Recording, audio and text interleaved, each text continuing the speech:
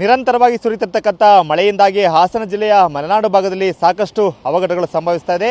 ಏನು ಹಾಸನದಿಂದ ಮಂಗಳೂರಿಗೆ ಸಂಪರ್ಕ ಕಲ್ಪಿಸ್ತಕ್ಕಂಥ ರಾಷ್ಟ್ರೀಯ ಹೆದ್ದಾರಿ 75ರಲ್ಲೂ ಕೂಡ ಹಲವಾರು ಕಡೆ ಭೂಕುಸಿತ ಆಗ್ತಾಯಿದೆ. ಮತ್ತೊಂದು ಕಡೆ ಒಂದು ಲಾರಿಯೇ ರಾಷ್ಟ್ರೀಯ ಹೆದ್ದಾರಿ ಸಿಲುಕಿರ್ತಕ್ಕಂಥ ಘಟನೆ ಕೂಡ ನಡೆದಿದೆ. ಏನು ಸಕಲೇಶಪುರ ತಾಲೂಕಿನ ಬಾಳುಪೇಟೆ ಸಮೀಪ ಏನು ಮಂಗಳೂರಿಂದ ಬೆಂಗಳೂರಿಗೆ ಹೊರಟಿದ್ದಂಥ ಲಾರಿಯೊಂದು ಈ ರಸ್ತೆಯಲ್ಲೇ ಹೂತ್ಕೊಂಡಿರ್ತಕ್ಕಂಥ ಘಟನೆ ನಡೆದಿದೆ. ನಾವು ನೋಡ್ತಾ ಇದ್ದೀವಿ. ಇವತ್ತು ಬೆಳಗ್ಗೆ ಆಗಿರ್ತಕ್ಕಂಥ ಘಟನೆ ಇದು ಬಾಳುಪೇಟೆ ಸಮೀಪ ಇರ್ತಕ್ಕಂಥ ರಾಷ್ಟ್ರೀಯ ಹೆದ್ದಾರಿಯಲ್ಲಿ ಒಂದು ಘಟನೆ ಆಗಿದೆ.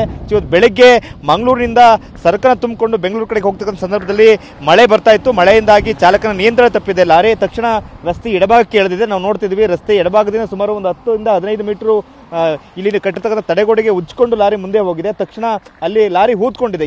ಇದೇ ಸ್ಥಳ ಇದೆ. ಇದು 2 ವರ್ಷಗಳ ಹಿಂದೆ ನಿರ್ಮಾಣ ಹಂತದಲ್ಲಿರುವಾಗಲೇ ಈ ಸಂಪೂರ್ಣ ರಸ್ತೆ ಕೊಚ್ಚಿ ಹೋಗಿತ್ತು. ಸೊ ನಂತರದಲ್ಲಿ ಇಡೀ ರಸ್ತೆಯನ್ನು ಕಿತ್ತು ಬದಲಿ ರಸ್ತೆಯನ್ನು ಮಾಡಿ ತಡೆಗೋಡೆಯನ್ನು ದೊಡ್ಡ ಮಟ್ಟದಲ್ಲಿ ನಿರ್ಮಾಣ ಮಾಡಲಾಗಿತ್ತು. ಹಾಗಾಗಿಯೇ ಸದ್ಯಕ್ಕೆ ನಡಿಬಹುದಾಗಿರ್ತಕ್ಕಂಥ ದೊಡ್ಡ ಅವಘಡವೇ ತಪ್ಪಿದೆ ಅಂತಲೇ ಹೇಳ್ಬೋದು. ಸದ್ಯಕ್ಕಂತೂ ಲಾರಿ ಇಲ್ಲೇ ಹೂತ್ಕೊಂಡಿದೆ. ಅಂದರೆ ಈ ತಡೆಗೋಡೆ ಇರಲಿಲ್ಲ ಅಂತ ಹೇಳಿದ್ರೆ ಸಂಪೂರ್ಣವಾಗಿ ಲಾರಿ ಕೆಳಗಡೆ ಪಲ್ಟಿ ಆಗ್ತಕ್ಕಂಥ ಆತಂಕ ಇತ್ತು. ಆದರೆ ಈಗ ತಡೆಗೋಡೆ ಏನಂದರೆ 2 ವರ್ಷಗಳ ಹಿಂದೆ ಇದೇ ಸ್ಥಳದಲ್ಲಿ ಸಂಪೂರ್ಣ ರಸ್ತೆ ಮಳೆಯಿಂದಾಗಿ ಕೊಚ್ಚಿ ಹೋಗಿತ್ತು. ಸೊ ನಂತರ ಬದಲಿ ರಸ್ತೆಯನ್ನು ನಿರ್ಮಾಣ ಮಾಡಲಾಗಿತ್ತು. ಆವಾಗ ತಡೆಗೋಡೆಯನ್ನು ಕಟ್ಟಲಾಗಿದೆ. ಸೊ ಆ ತಡೆಗೋಡೆ ಇರೋ ಕಾರಣದಿಂದಾಗಿ ಈ ಲಾರಿಗ ಸದ್ಯಕ್ಕಿಲ್ಲೇ ಹೂತ್ಕೊಂಡ್ರು ಕೂಡ ಕೆಳಗಡೆಗೆ ಕುಸ್ತಿಲ್ಲ. ಹಾಗಾಗಿ ಒಂದು ದೊಡ್ಡ ಅನಾಹುತ ತಪ್ಪಿದೆ ಅಂತಲೇ ಹೇಳ್ಬೋದಾಗುತ್ತೆ. ಸದ್ಯಕ್ಕೆ ಈಗ ಇನ್ನೂ ಕೂಡ ಲಾರಿ ಇಲ್ಲೇ ಇದೆ. ಬೆಳಿಗ್ಗೆ ಮಂಗಳೂರಿಂದ ಹೊರಟಂಥ ಲಾರಿ ಬೆಂಗಳೂರು ಕಡೆಗೆ ತೆರಳುತ್ತಿದ್ದ ಸಂದರ್ಭದಲ್ಲಿ ಈ ಒಂದು ಅವಘಡ ಆಗಿರ್ತಕ್ಕಂಥದ್ದು. ಈಗ ಈ ಲಾರಿ ಚಾಲಕರು ಇಲ್ಲೇ ಇದ್ದಾರೆ.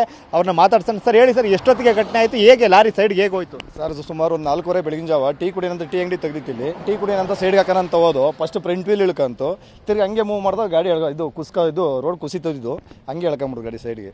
ಅಂದರೆ ಇದು ಸಿಮೆಂಟು ಸರಿ ಇಲ್ಲ ಸರ್. ಇದು ಕೆಳಗಡೆ ಮಾತ್ರ ಮಣ್ಣು, ಮ್ಯಾಗಡೆ ಮಾತ್ರ ಒಂದು 2 ಇಂಚ್ ಸಿಮೆಂಟ್ ಹಾಕೋರು ಅಷ್ಟೇ.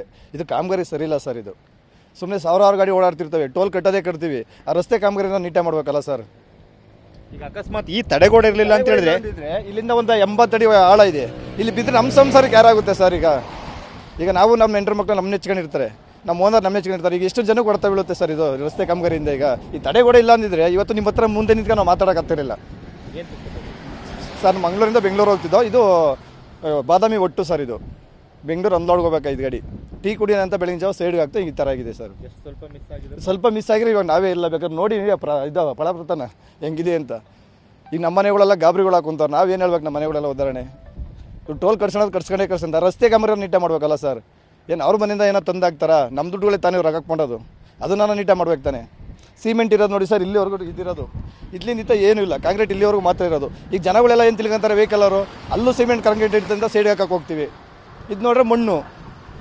ಇದಕ್ಕೆ ಯಾರು ಜವಾಬ್ದಾರಿ ತಂತಾರೆ ಸರ್? ಇದು ದುರಸ್ತಿ ಸರಿನೇ ಇಲ್ಲ ಸರ್. ಇದು ಇಲ್ಲಿ ಚಾಲಕ ಇಳಿಸ್ಕೊಂತ ಬಂದ್ರೆ ಇಲ್ಲಿ ನೋಡ್ಬೋದು ರಸ್ತೆ ಒಂದು ಸಂಪೂರ್ಣವಾಗಿ ಬಿರುಕ್ಬಿಟ್ಟಿದೆ. ಅಂದರೆ ಕಾಂಕ್ರೀಟ್ ರಸ್ತೆ ಇಲ್ಲಿವರೆಗೆ ಇದೆ, ಪಕ್ಕಕ್ಕೆ ಮಣ್ಣಿದೆ, ಅಲ್ಲಿ ಸ್ವಲ್ಪ ಮಟ್ಟದಲ್ಲಿ ಮಾತ್ರ ಸಿಮೆಂಟನ್ನು ಹಾಕಲಾಗಿದೆ. ಇಲ್ಲೂ ಕೂಡ ಲಾರಿ ನಿಲ್ಲಿಸ್ಬೋದೇನೋ ಅನ್ನೋ ಕಾರಣಕ್ಕೋಸ್ಕರ ಲಾರಿಯನ್ನು ಎಡಕ್ಕೆ ತಗೊಂಡಾಗ ಸಂಪೂರ್ಣವಾಗಿ ಲಾರಿ ಹೂತ್ಕೊಂಡಿದೆ. ಅದೃಷ್ಟವಶಾತ್ ಒಂದು ದೊಡ್ಡ ಅನಾಹುತ ಸದ್ಯಕ್ಕಂತೂ ತಪ್ಪಿದೆ. ಆದರೆ ಈ ಒಂದು ರಸ್ತೆಯ ನಿರ್ಮಾಣ ಏನಾಗಿದೆ, ಇದು ಇನ್ನೂ ಕೂಡ ಅಧಿಕೃತವಾಗಿ ಉದ್ಘಾಟನೆ ಆಗಲಿಲ್ಲ. ಉದ್ಘಾಟನೆಗೆ ಮುಂಚೆಯೇ ಸಾಕಷ್ಟು ಅನಾಹುತಗಳು ಅವಘಡಗಳು ಸಂಭವಿಸಿದ್ದಕ್ಕೆ ಕಳಪೆ ಕಾಮಗಾರಿಯ ಕಾರಣ ಅಂತಕ್ಕಂಥ ಆರೋಪ ಕೇಳಿ ಬರ್ತಾ ಇದೆ. ಕ್ಯಾಮ್ರಾಮನ್ ಮಹೇಶ್ ಜೊತೆ ಮಂಜುನಾಥ್, KB, TV9 ಹಾಸನ.